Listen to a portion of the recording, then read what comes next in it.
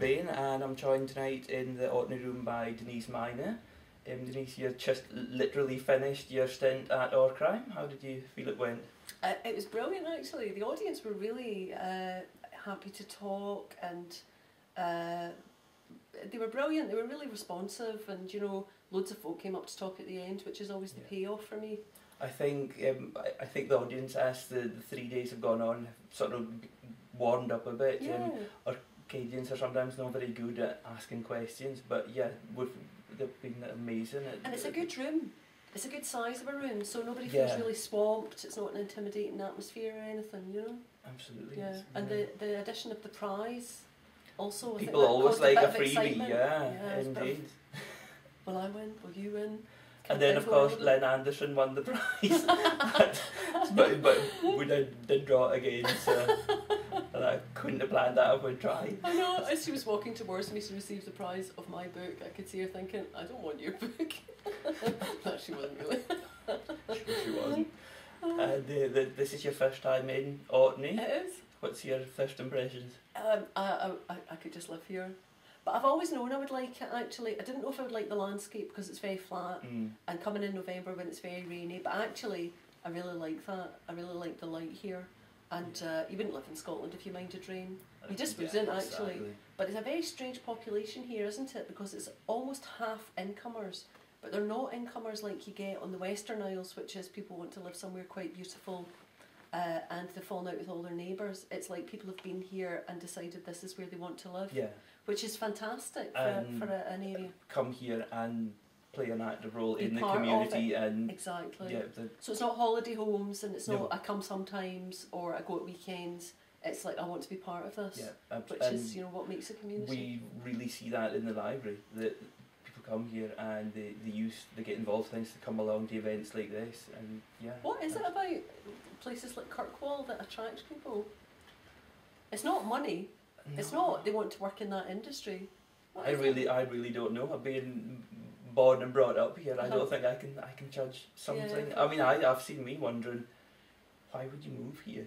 If you weren't from here, why would you come here? And I can't answer the question. But you think you could happily live here? No, I could live here, but and you often meet people who have moved away for whatever reason, and they're always quite misty-eyed when they talk about it. You know. You said earlier that you know quite a few Orcadians. So yeah. Yeah. And they always come they home. always reminisce about. Well, they're always going to come home. You know, they do come home as well. You know, so it's obviously quite beguiling place, and it's a lovely size. Yeah. Yeah.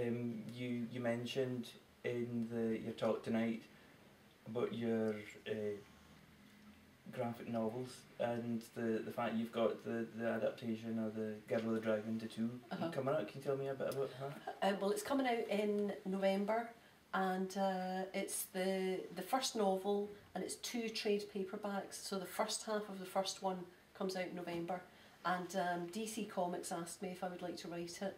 The Larson estate asked if I would like to write it, and DC approached me because I'd already worked with them. And I said, God, I'd love to do that, you know. So anyway, it's written and it's drawn, and it's out in a month.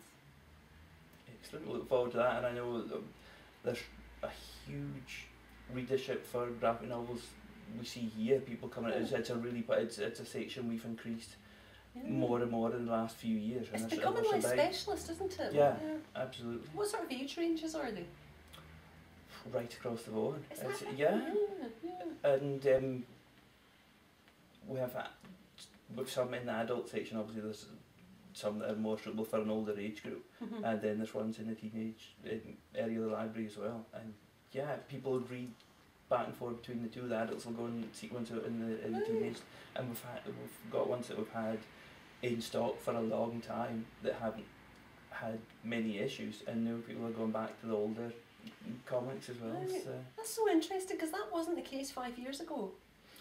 Yeah, it's absolutely. Really abrupt, isn't it? It is. I would say that I've noticed, but you see them come into the issue desk where they haven't been out since maybe 1995, and suddenly there's recent stamp dates in it. I want to get into your graphic novels department and have a rummage now. Yeah. No problem, you can certainly do that. And of course we can't have you here without mentioning the Theakstons Award that you won this year.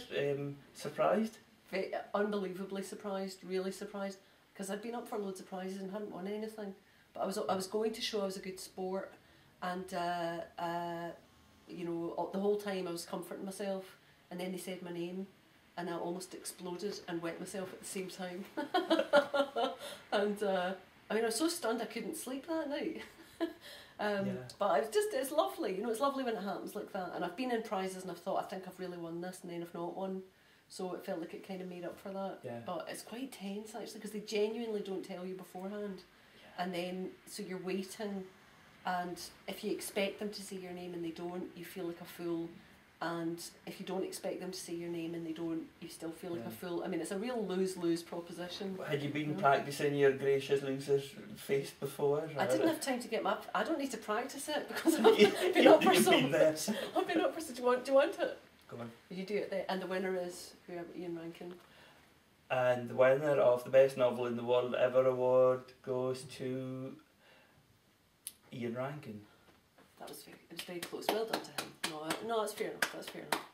What do you think? That's amazing. So I've been doing it so often. And so I was up for one in LA and I was with my cousin, and they said Stephen King, and I said to my cousin, that was very close. And the two of us were killing ourselves laughing. But yeah, it's a skill. Can you give us a quick demonstration of your almost exploding going to wet yourself face? How does that go? That's what it looks like. I think you threw a bit of constipation in there as well, didn't you? And indigestion. Yeah. Well, I think that on that note, that might be a good place to draw a line under the whole affair. So thank you very much for joining us. Thanks and delighted you could be here for the festival, and hope to see you again at some point in the future. Brilliant, I'll definitely come back. Great. Thanks a lot.